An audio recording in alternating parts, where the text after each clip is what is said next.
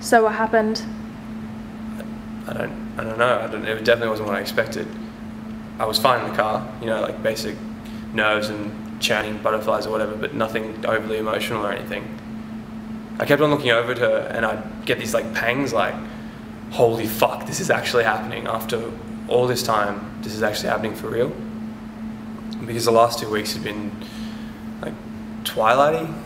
It was like, the only way I can describe it is it's like when you go out and you stay up all night and then the sun comes up and you're walking home through the city in the morning and everybody else is just beginning their day and you feel like you're not really there. You feel like fried and you're an isolated vessel, and except like that for 2 weeks straight.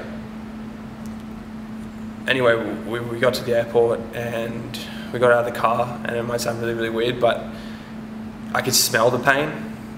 This daunting, definite pain that we had both seen coming for a really long time, but only now was strong enough to reek. And it was a really thick smell. I'd asked my mate Ron to drive us because I was worried about her driving home alone, upset by herself. And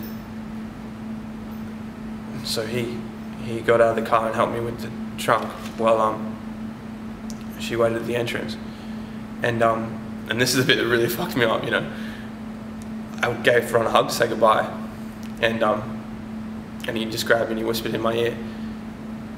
He just goes, "Be strong, bro."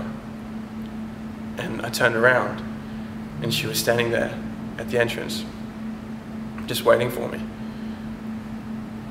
This girl that I'd spent 5 years putting all my effort and heart into, just standing there waiting for me to break her heart.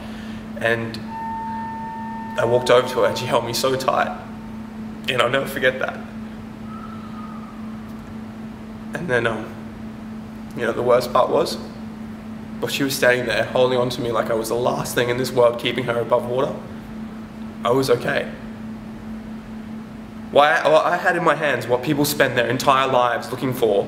All I could think about was my own fucking exit. You know, people always talk about the pain of getting hurt, but nobody ever mentions the pain when you're not hurting at all. That doesn't really make sense, does it? Anyway, I really fucking hate goodbyes.